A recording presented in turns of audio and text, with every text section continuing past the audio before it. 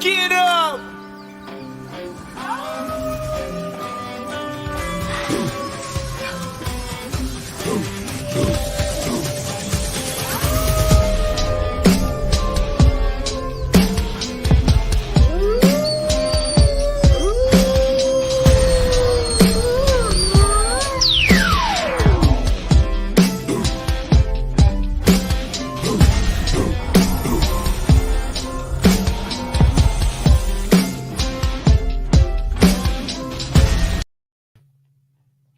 Hey, who'd you talk to? What's going on? It is me. It's Mike Lepre, King Michael. This is World of Legit Fantasy Wrestling, brought to you by legitpodcast.com. It is December 8th, 2021. 12082021. It's Wednesday night. Such an odd night, a Wednesday night, right? You should probably tune in to us because there's not really much usually going on a Wednesday night. Joining me as always, Joey Paranormal. What's up, Joe? Yo, what's going on? How are you? I'm all right. Yourself? I'm doing good.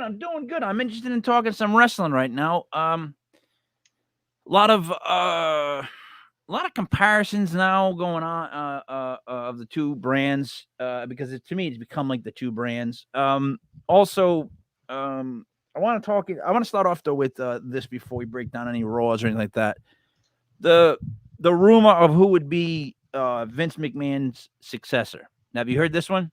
So I saw this headline, but I did not get a chance to read the article. So if you have it up, I would be very much interested in hearing what it is. I don't ever have anything up. I go by my memory. That works.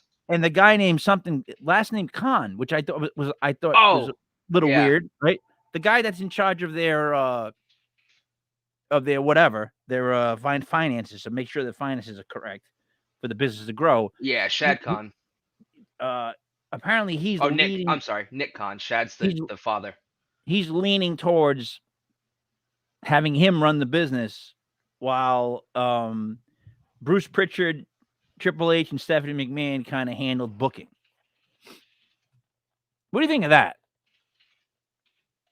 Man, would we be better without Vince? Think about it for a second. I mean, I think they would be better without Vince, but I just don't like the idea of Nick Khan taking over because it's been really bad. Demos. I was just actually reading a couple minutes ago that key demos for Raw and NXT were all-time lows this past week.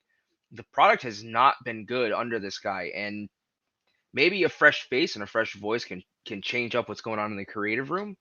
I mean, I think it helps no matter what if Vince isn't around. And I mean, no offense to the guy because he's done so much for the business, but at his age, I don't think it does because if it falls into the hands of a guy like this, look, the moves that have been made recently that have garnered the WWE more money have not been moves that I would stand behind. Let's put it to you that way. Yeah. There's been a lot of shady shit that's gone down under his watch, and no one wants to say that, but I'm going to say it. They all of a sudden they don't care about anything else but their 2 TV deals and their 2 Saudi shows, and those 4 things are what pay for everything, right? Yeah. And it's making them 10 times over what they used to make. So give me a break with that.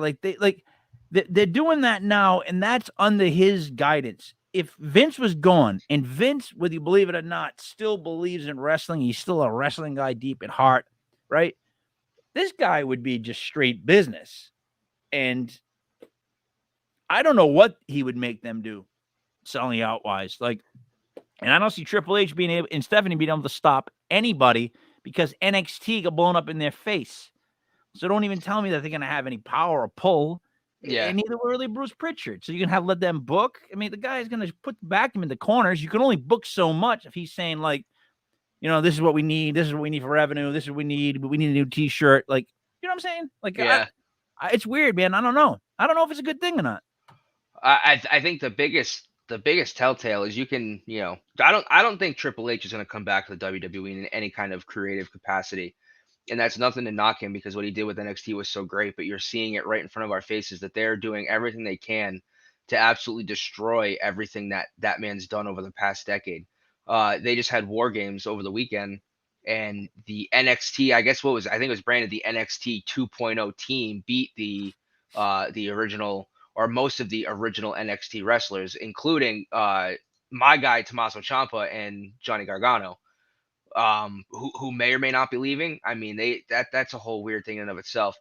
So it's just, man, it sucks. It really does, because there's some really good names and some really good talent in NXT 2.0, but the fact that they're trying to dress it up and pretty it up, it hurts, man. It sucks. And I think Vince backing away could be good for the brand if it wasn't being run by Nick Khan.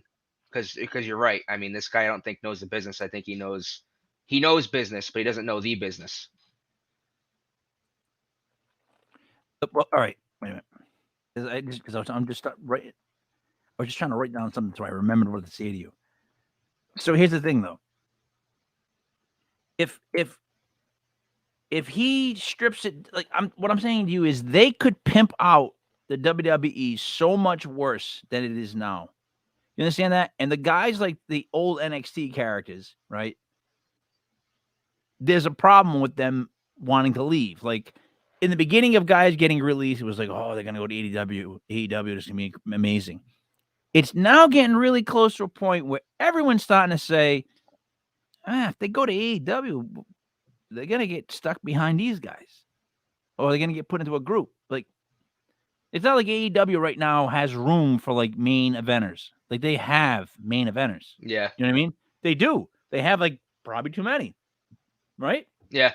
They don't need any more main eventers. So if you're Johnny Gargano, where are you going? You're not going to go to AEW, be a main eventer. That's why I start to get worried. That's where I worry. Now I'm worrying. When they get released now, it's like, oh, you sure? Because I don't know where you're going to go. Like, well, he's not being released. His contract's up, so he's more. It's on his own volition, and he's good friends with some of the guys over in AEW, and I know I think Kyle O'Reilly's going over there too. Look, they're not being released, but they're not being offered a contract. Well, you don't know if they're not being offered a contract. Uh-oh. What went down? Hopefully it wasn't a drink. Yeah, I spilled a little bit of my beer, but I can clean it up while we talk. Okay. Ooh, party foul. But yeah, it's they're being. You don't know if they're being offered contracts or not. Like I would think that WWE would like to keep Johnny Gargano around because he's been a huge fixture of NXT for years now, and he has been probably one of their most consistent and best on-screen talents, and some of their best storylines and the best things that happened were with Johnny Gargano. So it's tough for me to believe that they would just let him walk. How can you not believe that? How much do you think he's getting paid compared to the young guys? I mean, I don't think he's getting paid. I mean, he's getting paid more than the young guys. How much do you think he's getting paid compared to? He's already headlined a couple of their pay-per-views. Tell me how much you think he's getting paid compared to the just brand new young talent. No, he's getting paid for a while. Yeah, he's getting paid considerably compared to the rest of the guys. Right. But I was reading an article that was saying that at least in the WWE, their superstars are paid considerably less than superstars in other sports. A $1 billion corporation like the WWE, and they don't pay contracts on par with like NBA players and NFL superstars. Oh, it's not even close. So I mean, I couldn't imagine. He's probably making more than the rest of the guys in that locker room, but I just think, especially with the way that they, he went out and kind of cut his final farewell, or he addressed the crowd, and then he got attacked halfway through. And you could make the argument that it's just to get nuclear heat on. I think it was Von Wagner that took him out. I could be wrong, but it could be just to get the attacker nuclear heat, or no, Grayson Waller.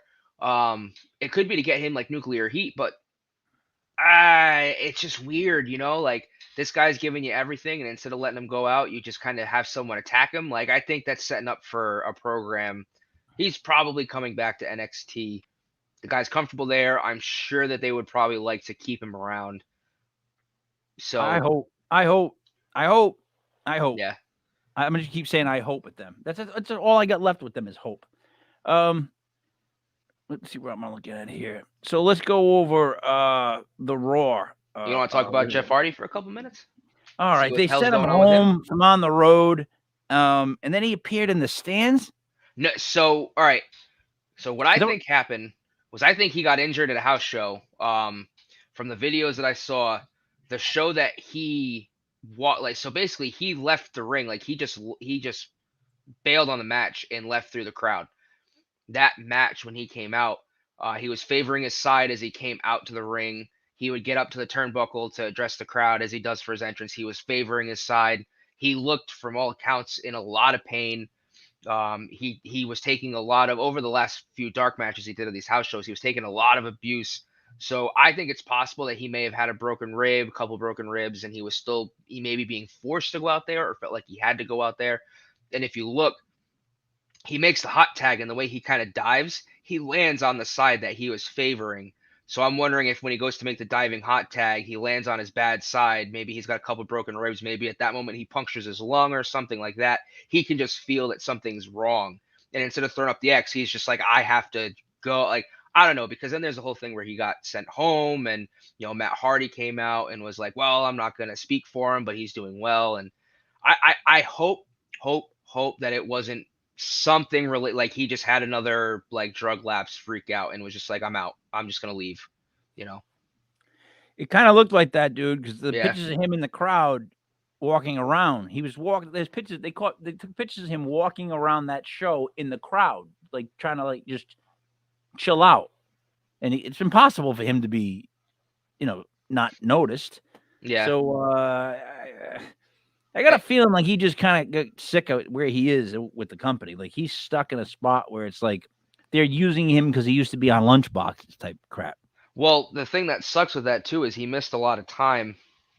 I think so. My big theory with Jeff Hardy is I think that he knows he doesn't have much time left as a wrestler because his body is just breaking down on him, and I think he badly wants to be in AEW with Matt, or at least get one last match with Matt against Matt, however he wants to do it, but he can't because he missed so much time rehabbing an injury in the WWE, and because they're scumbags, which I guess this isn't a scummy move, but I don't like it, that if you're injured, they pause your contract and then restart it, or they tack on that time you missed to the end of your contract. So he's stuck there for another, short term. And it could be something like that.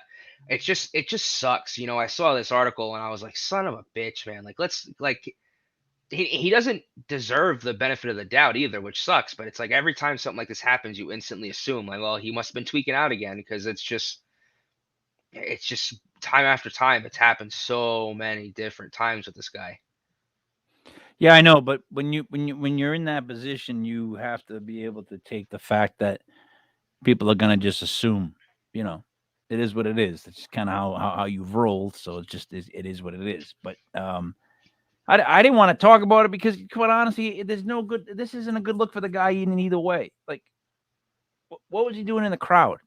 You know what I mean?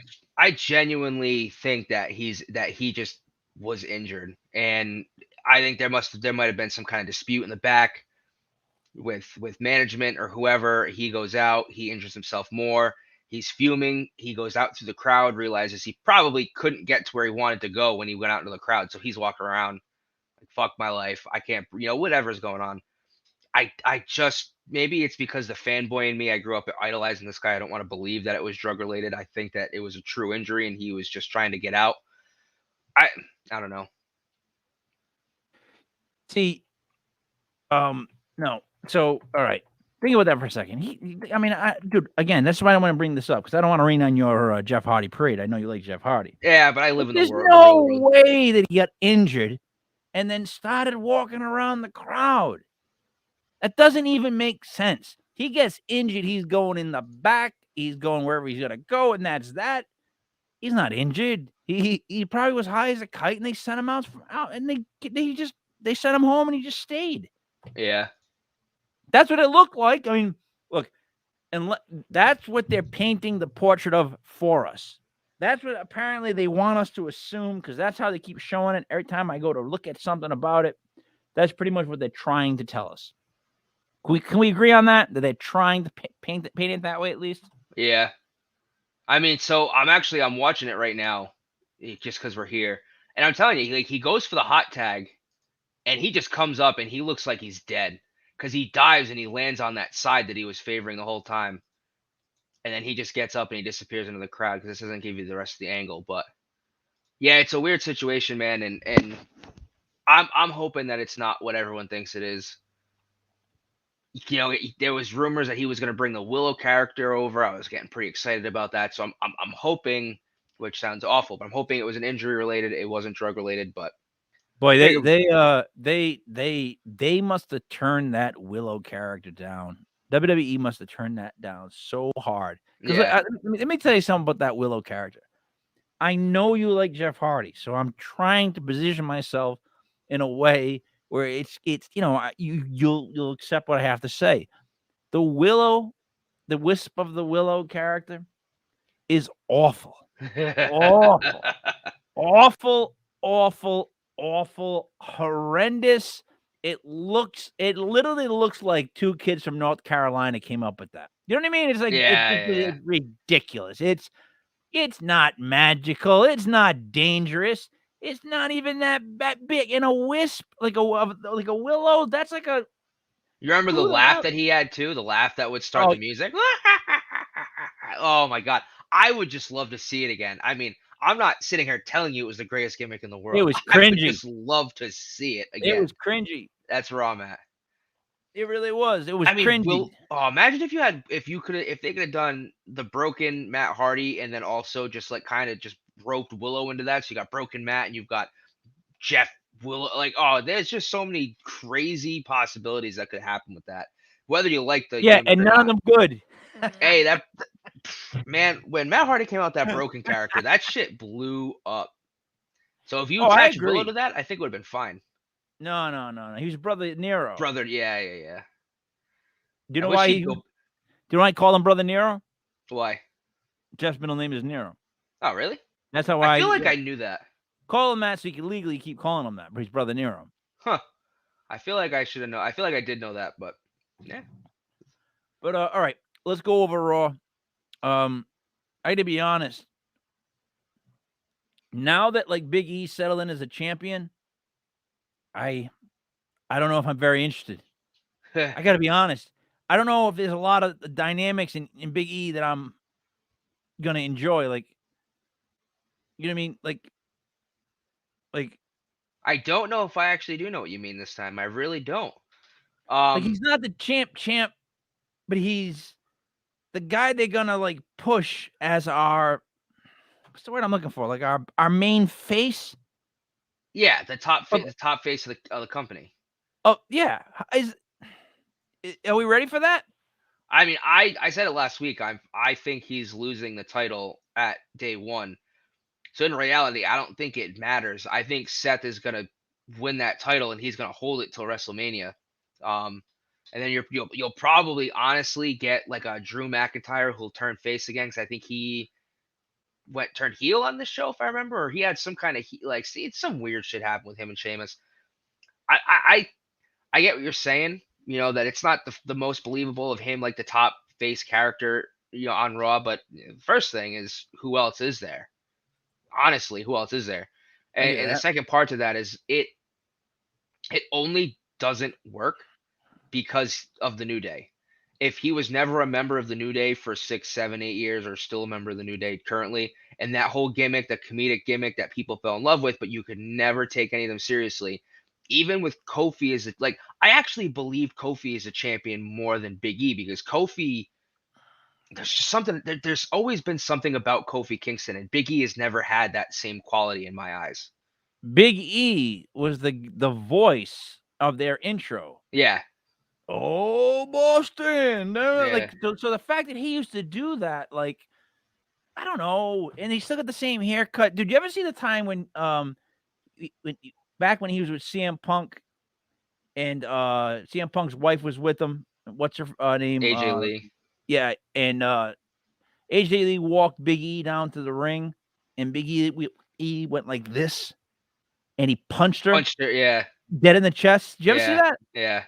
Dude, she took that like a champ. Yeah. She did. She took that like a champ. Like it hit her, and I'm like, wow. And he looked back to see if she was okay because he knew he hit her. I mean, but anyways, so all right, raw results. Big E. Well, there was some backstage segments. That's the thing I don't want to go over backstage promos. But anyways, Big E fought Kevin Owens. This match was actually really freaking good. This was a great match. It's gotten great ratings across the internet as a banger of an opening match. Yeah. So, well, I mean, honestly, this is almost everything you've always wanted out of the opening of a Raw, where it's like you don't get the hour-long promo that sets up a tag team. It's like, no, we're dropping a steel cage, and these two motherfuckers are just gonna knock each other out inside a steel cage. Like, okay, yeah, all right, I'm listening. Yeah, see that I think that's the difference. And the thing too is Kevin Owens fits Big E's style of wrestling perfectly. Yeah. Like you want to put Big E against somebody, put him against Kevin Owens, and then you'll see the brutality. Kevin Owens can sell, and Kevin Owens is a big guy in his own right. Even though I still think his tights are a friggin' nightmare, he shouldn't match so much. I don't know why everybody has to match everything to the point of where everything matches. It's like it doesn't look good, guy. You know what I mean? Well, I don't know what they're going for with him. Eyes. I don't think it is with him. I don't know what they're going for with him. I still haven't figured out. He's the prize fighter or whatever they call him, or the something fighter. I forget what his like weird. He used to wear black tights. Yeah, and then he'd wear the shorts over the tights. He can wear whatever he wants over the tights. I'm talking. He used to wear tights, black tights. So now he's wearing all colored different pants, and I don't know. I'm not ready for that. Not ready for Kevin Owens in red. I wish that they would stop letting him do the stunner. Really? I hate that he does a stunner. It bothers you? It doesn't. I think I said this before. It doesn't look good, and I don't know if it's he can't sell it or if it's the people that he's given the stunner to can't sell it. But I mean, back in the day when Stone Cold would hit you with a stunner, no matter who it was, unless they were some jobber SOB, would flail and flip and do all like you remember The Rock bouncing around the ring, Randy Orton flipping and flailing around the ring, but. You know, and maybe I guess it's a safety thing. I don't know, but like when he gives someone a stunner, it's like when Jeff Hardy does the twist of fate, but instead of calling it the twist of fate, it's like the twist of something else, and he does a stunner instead of a cutter. And I don't know if it's supposed to be like that, but like they call it something. It's just weird. But Kevin Owens hits the stunner, and then they just fall over, and like no, you're getting stunned. Like your face is hitting their shoulder, your chin's hitting their shoulder. Like you're getting it. Can I tell you what I don't like? All right, can I tell you why though? Here's what I have the problem with that, right? When you directly say that you're going to use or you're going to use a move and it's called the same thing that a former WWE superstar uses, like whenever you use that move, first of all, they're going to think of the other guy, right? Second of all, I would like to believe that a wrestler's finishing move was something that he's worked on for like his whole life. Like that's what we want to think of from our wrestlers. We want to know, like Jake the Snake Roberts, man, he learned the DDT his whole life. Like he's been practicing that his whole life. That's why it's so goddamn effective. That's what we want to hear. So when someone's just like, I got a new finisher, you know what? It's a former WWE superstar's finisher. It's like, yeah. Well, how do you think you're going to be as good as Stone Cold's when his was the original finisher? Like, the stunner. Like, how does that help you attaching someone else that's so much more famous than you? Just even when they mention your finishing move, we all think of Stone Cold Steve Austin. So it doesn't help him at all. And there's no way he can hit it as hard. He just learned it. If they would have did it where he went away and they showed him go to Steve Austin's ranch and they pretend like he was there for like forever, and then he came back to the WWE and all of a sudden he could do it, I'd believe that more. Yeah. That would look better. Well, it's even like, I mean, Becky's been doing the manhandle slam that is the rock bottom. And it's just so stiff. And it doesn't look good. You know, the Rock had a pizzazz to him because it's all it is a falling down Uranagi. And but like you believed it when the Rock. The Rock could lift you up.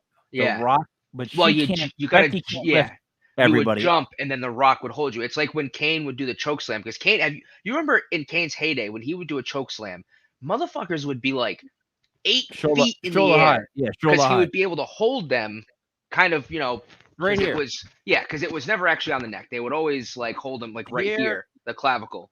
And he had him But by the back of the ass, yeah, top of. you've got to be able to sell these things more. Like But, you don't. but you're missing the point.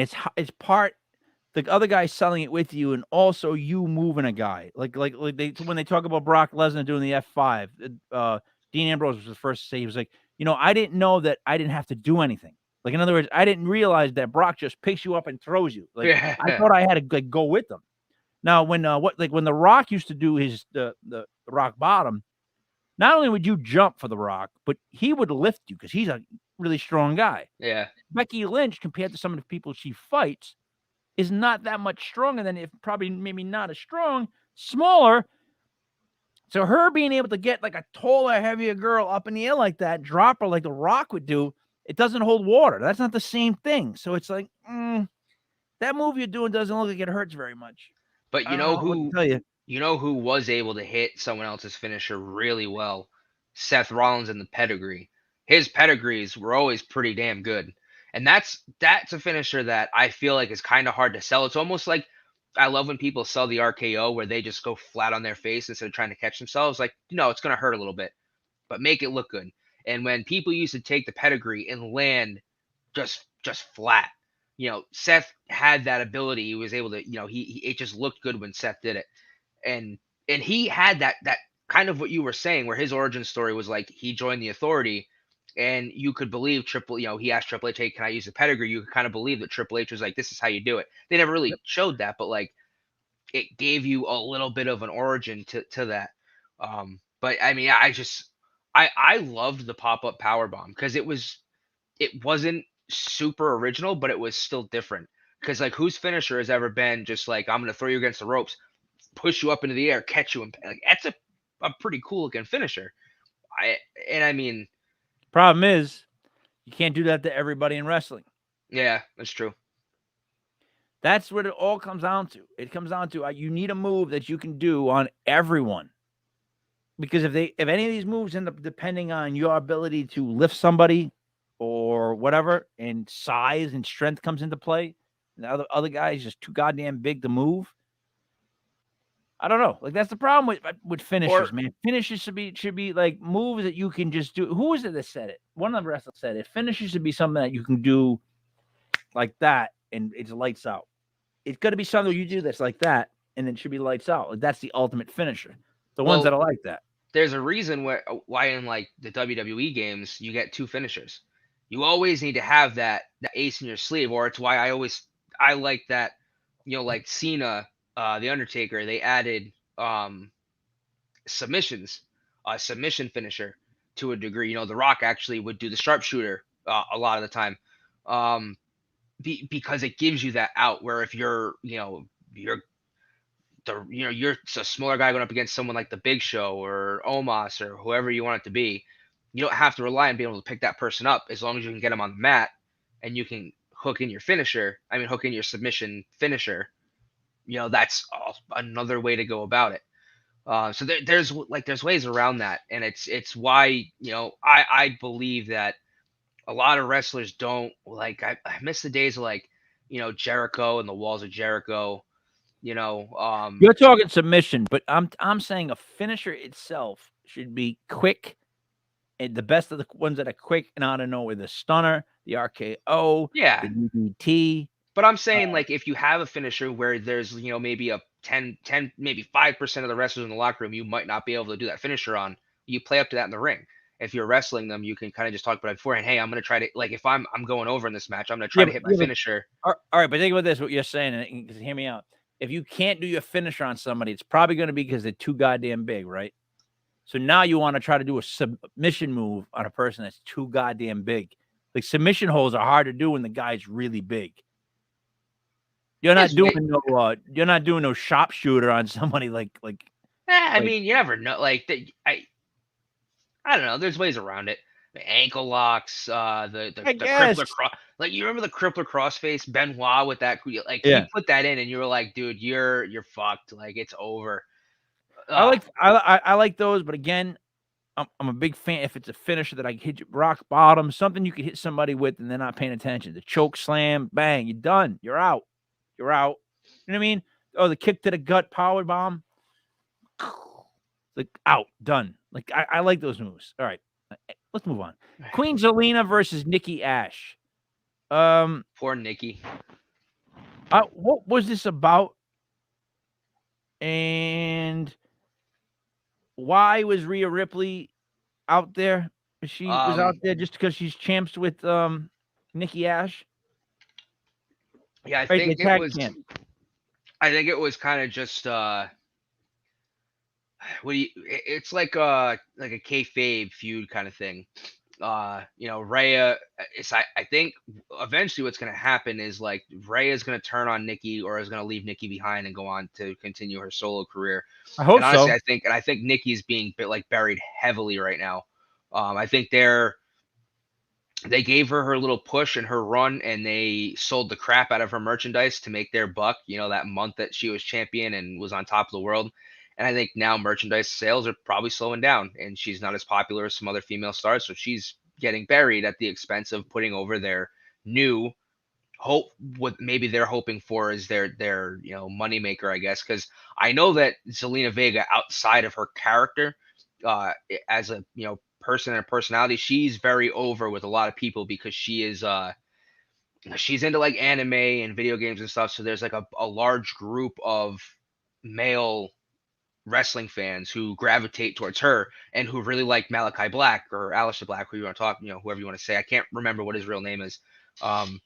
So she actually has a pretty big following of fans outside of wrestling that's like not necessarily connected to Zelina Vega, but her as a person.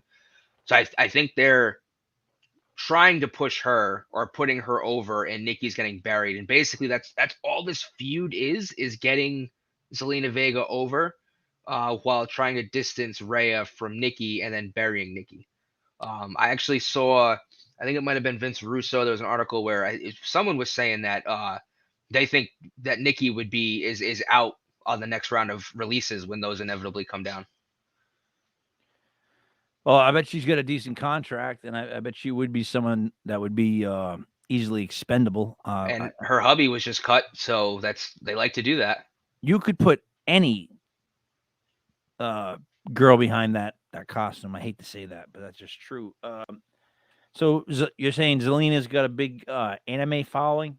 Well, just a following in general from her Twitch account.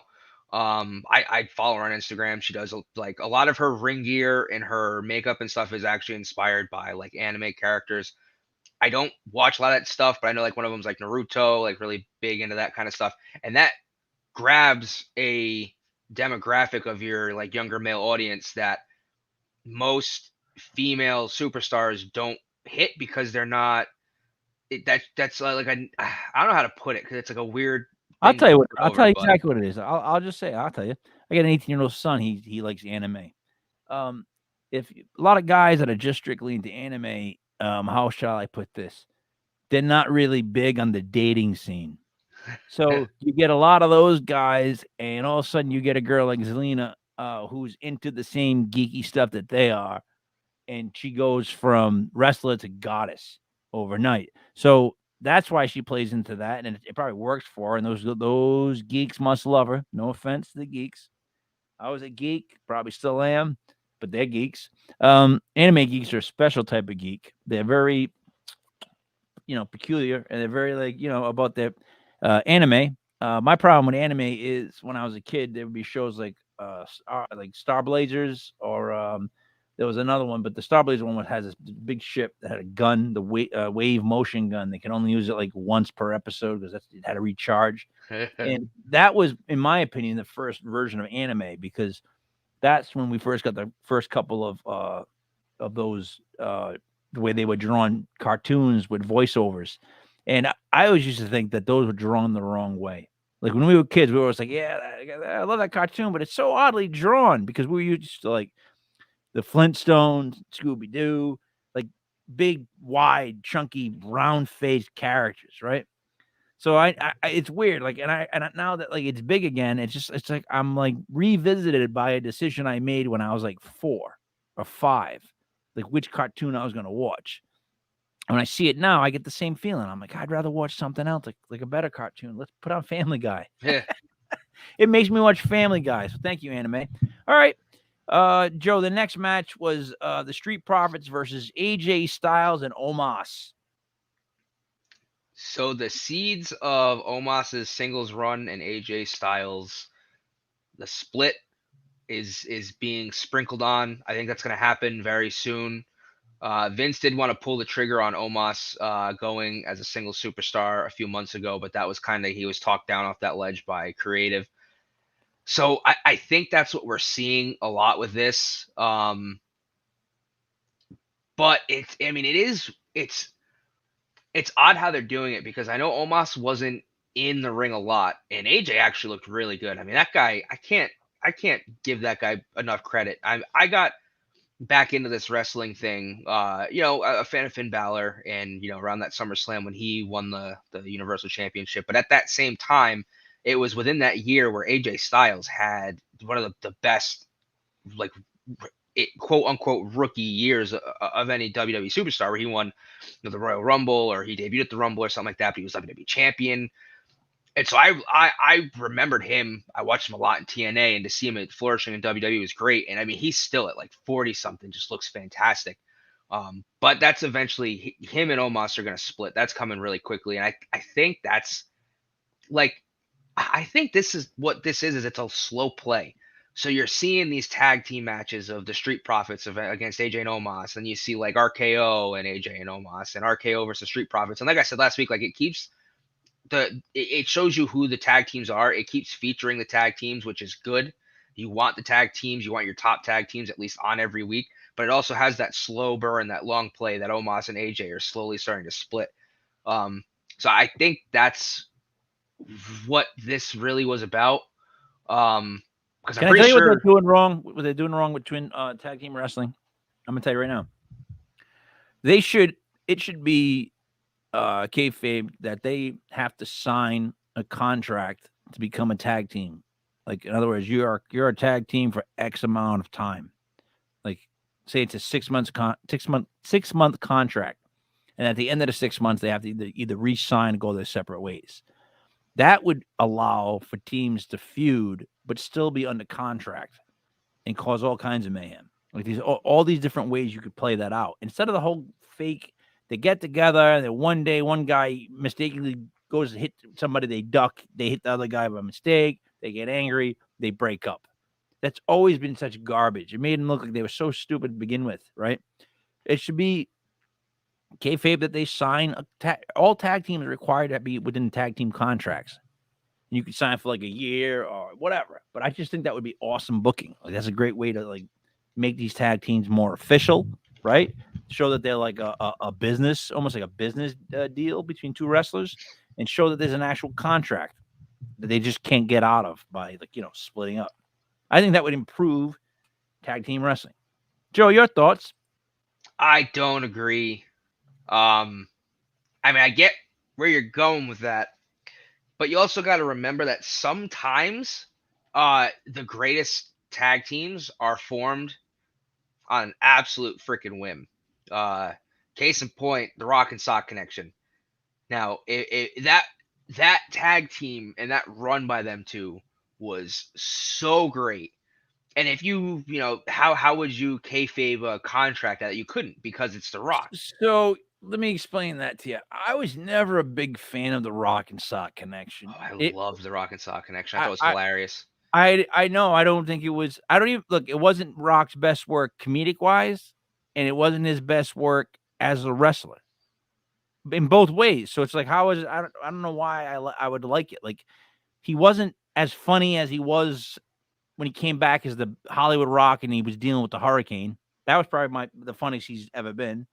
And as far as him wrestling, anything with Stone Cold and stuff like that prior to that was his best wrestling. So even Mick Foley in that group, like the Sock connection, it was all gimmick. It was all gimmick, no substance. So I never liked that tag team. Never. I really didn't. Not at all. So, case in point, though, also you have other tag teams throughout the years. I mean, what was one of so if you don't think that was a great tag team, going back to one of my all-time favorite wrestler, Kane has had so many great random tag team I mean, honestly, of all things, Kane or Glenn Jacobs was one of the greatest tag team wrestlers of all time. And when you really think about it, I mean, him and the Undertaker joining as a tag team The was worst one he had was X-Pac. I didn't mind it, but I know what you're saying. I'd Worst say his one. worst one was the Hurricane. But it's they're kind of the same guy in a sense. So it But they're doesn't. great, So big and you're little. yeah. So like you're kind of right. But I mean, like Kane was one. Some great tag. I mean, him and RVD, him and Daniel Bryan at the end of his career, the Brothers of Destruction was fantastic.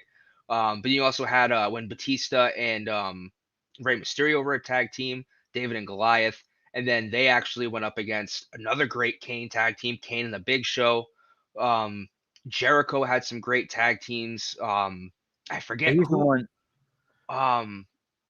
It's slipping. Edge is the one. Edge is the one that when you really realize that it was rated RKO. He that one went on for a while. He did it obviously with Christian. Yeah. And there was one more tag team partner he had. Oh, he won the titles with Hulk Hogan. Did he? He won tag team titles with Hulk Hogan. And it was the first time Hulk Hogan ever won the tag team titles. Huh. So Edge has won like some great. He's another great like long-term tag team wrestler. Yeah, and that's something too I find funny. Like everyone always argues over in that Attitude Era where it was the Dudley Boys, the Hardy Boys, and Edge and Christian, like who was the best. And when you really break those up, Edge and Christian were the only two who consistently had great careers. Matt and Jeff you could argue for, but Jeff was his own worst enemy, and Matt was never featured as a top guy. Christian at one point in the WWE at least won the World Heavyweight Championship, was featured as a 1B to the 1A. ECW championship when the TNA was a big deal. But again, Matt, I'm looking more on the framework of WWE because like you could say TNA, yeah, that's great, but TNA was minor leagues compared to WWE, and it's still minor leagues compared to WWE. But Edge and Christian did the whole the pose, and then they worked with Kurt Angle, who I think was a great comedic gem. I mean, Kurt Angle's work with those two, and then Kurt Angle with Stone Cold. Yeah. Like, I know a lot of people didn't like the Stone Cold that liked Vince McMahon, but at first that Stone Cold with Deborah and then Kurt there, like that was to me funny. I wish they would just do something like that once. Like it was so stupid. Like when he got on the little cowboy hat, I wanted to piss my pants. Like, it was just, and Kurt sold it perfectly. Like, I don't know, man. You know what I'm trying to say? The milk truck. Oh yeah. Like you'll in it. Man, now we're going down memory lane here, but thinking back to those days, you will never ever in a WWE ring see the type of just comedic gold or television gold that we saw with the beer truck, spraying the beer truck, or just having a guy who would go out to the ring and literally they would have a guy on the side of the ring with a cooler full of beer, and at the end of his match when he won, just hum beers. Call him out. Yep. Like, yeah, I guess you like when he comes back, they do it because it's nostalgic, but like there'll never be someone else that has like it's been tried. I mean, I think it was Bobby Roode and Lance Storm. I think in in TNA they were beer something and beer money, like beer money. Yeah. But it doesn't work. I mean, Hangman Adam Page kind of has a little bit of that. He's done the he's chugged some cups of beer from fans and stuff. But it's nowhere near the same thing. It never will be. And it sucks, man. There was so much gold that came out of that, like late '90s, early 2000s, and WWE to their own demise has tried so hard to recapture that. And when they deviated from it in the PG era with John Cena and Jack Swagger and Alberto Del Rio, it was awful. It was so awful. I know this is going to sound weird, but my biggest fear is this. Like, are we starting to get to a point where we've seen almost everything? Is that the problem? Is it that we've been sold so many different scenarios already that it's like really hard to sell all this stuff? I think the biggest issue isn't that we've seen it all. It's just that the WWE and their creative can't think of anything else. Because I mean, this is the world and universe. There's infinite possibilities of infinite different things that could be done. I think their issue is they know what's sold, and instead of actually sitting down and spending time and trying to think about different ways that they can do different things, they're just like, well, let's just try this. Let's just try that. Remember when we did this? Well, let's try it a little bit differently with that. It's like, to go back like the Patriots game against the Bills. All they did that game was they would run strong eye. They were literally running. They would run to the right in a strong eye formation. They'd kick out the center. They'd run with the fullback, and then you know what they would do? The very next play, they'd flip it and run to the left, and they'd flip that and run to the right. And that's what the WWE is doing. Is they're saying like, oh, remember when this worked? Well, let's just do it a little bit differently, and let's do it to the right instead of the left, and see how it goes. And it doesn't work.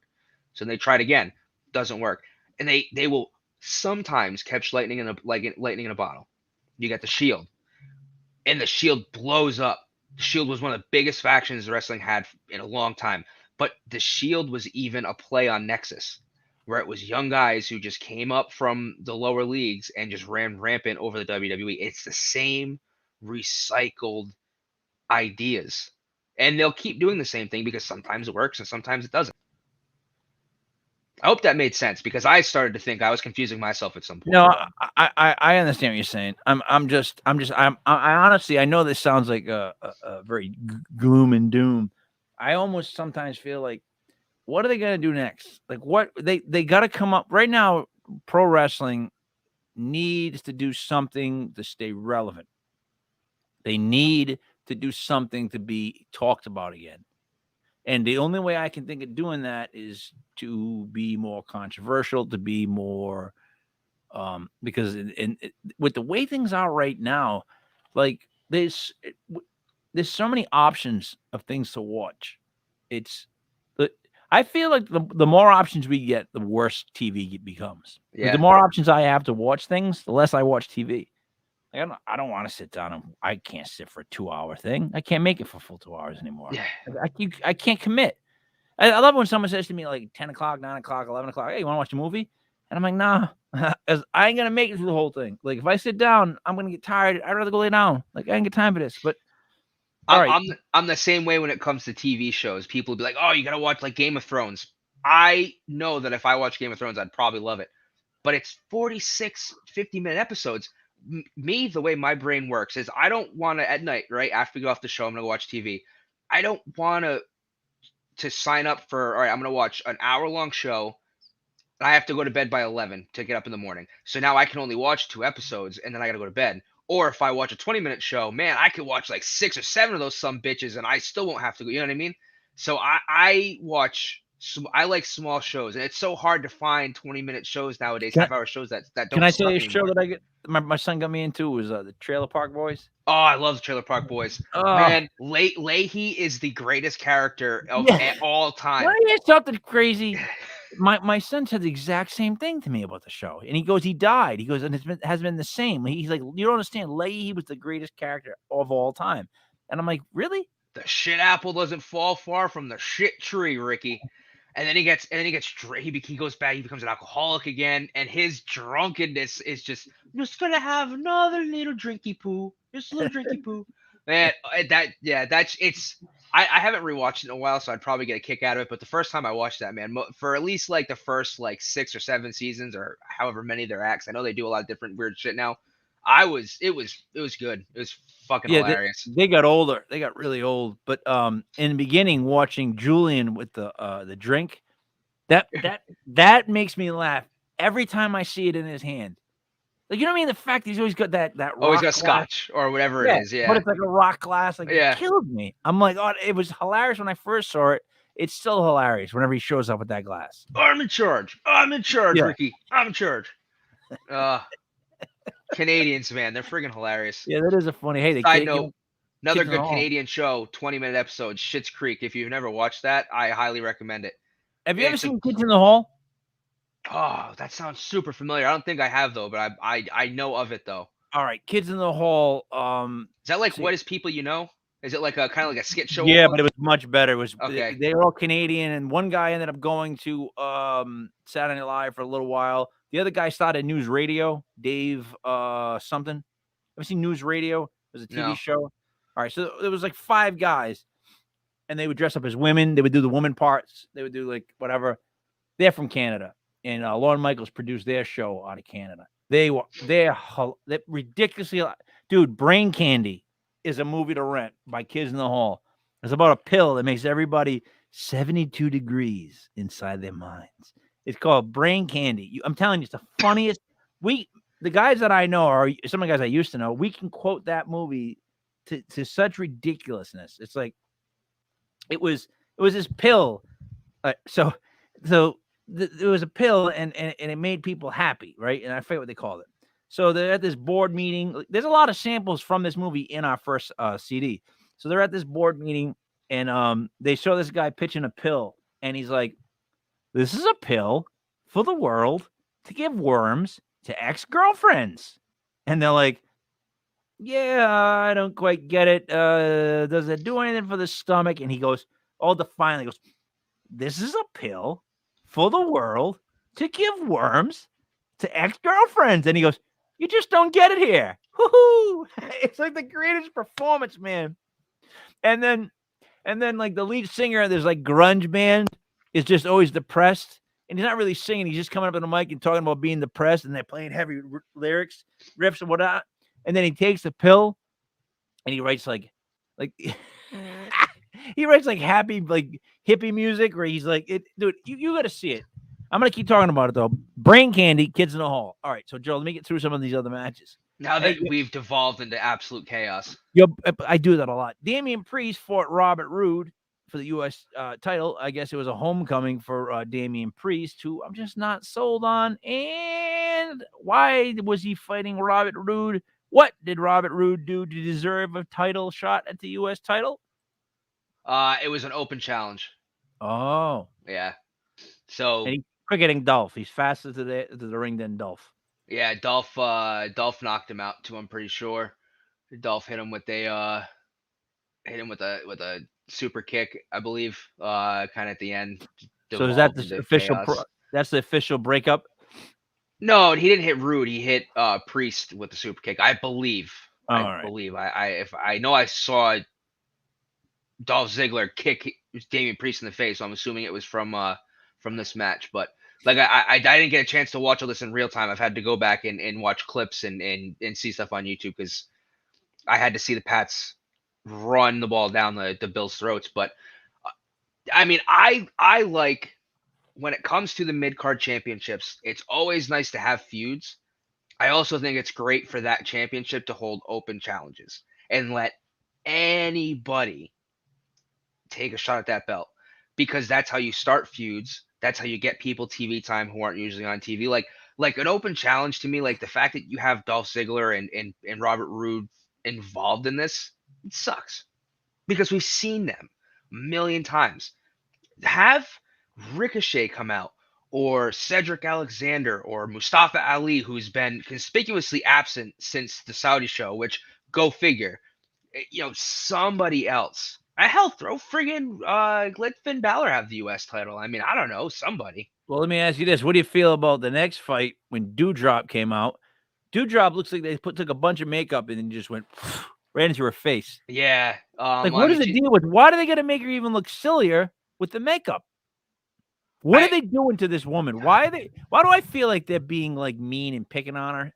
Like, but they're just not telling her or telling us, So what she's doing is she's the new Nia Jax.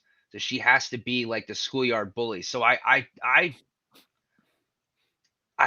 think, I don't know. It's like, you had the when, so I obviously I'm a guy, like I didn't grow up, my bullies were just older guys who would, pick on the younger kids. But I'm assuming like you always see it, like the girls who are bullies always have like kind of like, they always had like a lot of makeup on, and they were always kind of like, the girls that were always just too hot for, for school or whatever, and just so much makeup on their face and talk shit and down to all the other girls. Like, I feel like they had makeup on their face and looked good. This makeup not always. They were kids. Like, I mean, how do you I don't know. Like, I just think that's what they're doing. Like, she's trying to, like, she's the schoolyard bully. Like, she's the big mean bully. So they're trying to like. But as if a little kid would put on makeup, you're saying. She's a schoolyard bully who puts on makeup like a little kid. Like someone in the schoolyard. Like I don't know. Again, like I'm not an That's expert at this thing. ridiculous. But Oh like my God. Your brain is mush, Joe. It's mush. Put her in the it might be. bathroom. Put her in the bathroom. I mean, Get her honestly, the out. match wasn't that bad, to be honest. It really wasn't that But bad. dude, I can't stand the whole dewdrop thing. Yeah, they need to change her And the name. makeup thing. What is she? She doesn't need like sparkles. Like it's fuck Jesus Christ. Like, come on. Yeah, they need to change her name. They're making fun of the girl, I feel. Then we have Miz TV. Gotta be honest. I don't like Miz TV. I got sick of Miz TV years ago. But there's nothing about it that's any different than anything else. No, You know what I'm saying? it's no. I mean, I love that they have Miz TV, but they'll also have the KO show. Then they also had the Ding Dong Hello show that Bailey was doing when she wasn't injured. It's so tired. It's so tired. But if it gets Edge to the ring and puts mics in both of their hands and lets them kind of go at it, whatever. Another solid promo between the two. Finally sets up the match we knew it was going to happen at day one. Edge and the Miz. It'll be pit, good. You had to go to his pit. You had to go to a certain thing that was set up in the stadium. You had to go interview with them there. You never really were in the ring during the early Piper's pits. That's what made those so goddamn great. Well, that was the only one of those types of things. Like there wasn't there was like a body shop. Jesse Ventura's one. That's where people got Shawn Michaels turned on. What's his name? And they went to the glass. Like two different people had things. Jesse's wasn't as good, but Rowdy Piper's one was the best, and it never took place in the ring. I'm not a big fan of the shows being in the ring. I don't like that. Like that, I've seen enough. I want them to have their own set outside the ring. So you actually go to Piper's Pit or you go to wherever you're going. It's a different destination than the goddamn ring with the same camera shots and angles and everything's the same as if people were wrestling. There's nothing different about it. They should have a different set that they go to for fucking promos like that. Well, why do they not? Because they creative isn't creative enough. This is safe. It's simple. It works. They can get the guys in, set it up, take it out. Yeah, I don't know. Let me ask you this. I want to wrap it up with this one. Do you think though, with that, if he passes power on to that Khan guy, do you think he will have the wrestlers, people that like wrestling, first, or is he going to be bottom end first? All right, I think he's strictly bottom end. So it depends on. So it's hard to make that distinction because I don't know anything this guy's ever done prior. So if he takes over and starts surrounding himself with, he's one that secured those 2 Saudi deals and the TV contracts. Yeah, so he's business first. But the thing is, if he takes over and he tries to run the show, then it's going to tank. But if he takes over and starts surrounding himself with good wrestling-minded people, that you're like, who does that? Who really does that though? Whose ego ever really ends up being like that? They surround themselves with the right people. They don't. I mean, yeah. In reality, they don't. You have to look at some of the best managed sports teams. I mean, the Red Sox with Theo Epstein, Theo surrounded himself with great minds. I mean, honestly, for a while, Bill Belichick had great minds around him. I mean, there's a lot of people every coach that's left Bill Belichick, other than maybe one, can't coach. All right, listen, I'm not sitting here saying that they're great head coaches, but each guy that he's hired. I'm a sports guy, and I'm throwing it back at you. I'm telling you, you're saying a fact, and I'm telling you that's not a fact I would use. Well, Josh McDaniels is one of the best offensive coordinators in the league. Okay, best offensive coordinator. Can't coach. Brian Flores was, but I'm not saying that they need to be great coaches. I'm saying he surrounds himself with minds who he surrounds himself with a great offensive guy. Bill Belichick is like Bray Wyatt. Bill Belichick is Bray Wyatt. He makes people believe that they're perfect for their job and to listen to him, and it works. And I'm not saying there's anything wrong with it, but let me tell you, that's how it is. Because when these guys leave and go somewhere else, they always flop like Eric Rowan at like in a main event. It just ain't happening. That's how it goes. I think the guys he lets, like, I think he knows that some of these guys aren't going to be, like, honestly, Brian Flores is, I think, doing pretty well in not Florida, well, Miami. But they're the Dolphins. But they're the they've been Dolphins. they've been on a hot winning streak too. I mean, they've been hot. I mean, you're not wrong. Obviously, most of the coaches that have left have tanked, but I'm not saying that he's surrounding himself with like-minded guys who are all great, complete So, team coaches. I'm saying he knows you're a good offensive coordinator, all or right. you're an offensive mind. I want you here. You're a good defensive mind. I want you here. You're like, So, why do you think Gerard Mayo's on that staff? so I don't know why. bringing it back around. Do you think that Vince, when he turns it over to this guy, is going to be giving it to someone that's going to have wrestling fans at heart, or just bottom end? I mean, because he's so far been so brutally bottom end that I don't know I think it's when this guy takes control how it gets better. truthfully, I think it would stay that way. I don't think he's going to bring on people that will have the business's best interest of hearts. I think he's going to bring in people that has the 4 pockets. Saudi shows, Yeah. from 2 to 4, then 6 Saudi shows, and then like WrestleMania will start SummerSlam is always in Saudi. Watch. You think I'm kidding? Yeah. You watch. And people will still watch, Joe. All right. What do you got to wrap it up? As we've gone all over the place. The only thing I will say is this is not sports related. However, if and this is going to you too, if you're a fan of metalcore, this band right here, Spirit Box, absolute phenomenal band. They are taking the metal world by storm. Go check them out. They just put out a new album called Eternal Blue. It is getting absolute crazy good reviews from all over the world. Revolver, Loudwire, Spirit Box. Go check them out. Not wrestling related. Doesn't matter. Just go listen to Spirit Box. Have you ever listened to Volbeat? Yes. They dropped a new CD on Friday. It's crazy. I love them. I just who actually they're carrying the metal torch. Well, you know who just released the #1 single is Bad Wolves after getting rid of Tommy Vexed. Really? I think they released a new single with the new lead singer, and it's like a #1 single, or it's like up in the top Billboard charts. Like, it's crazy. And why did they get rid of their singer? Tommy Vex was just crazy guy. Had a lot of like really bad views on politics. Was very outspoken. I heard he had problems with alcoholism and stuff, which sucks because I love Tommy Vex. I think, to tie it into wrestling, his vocals on Baron Corbin's entrance, I Bring the Darkness, is so good. Yeah, Five Finger Death Punch. They've had their issues too, but yeah, that's another good straight metal band. Oh yeah, but see, Five Finger Death Punch is sold out more in the sense of of like, you can tell that they could do more than they're doing, whereas Volbeat, they incorporate such.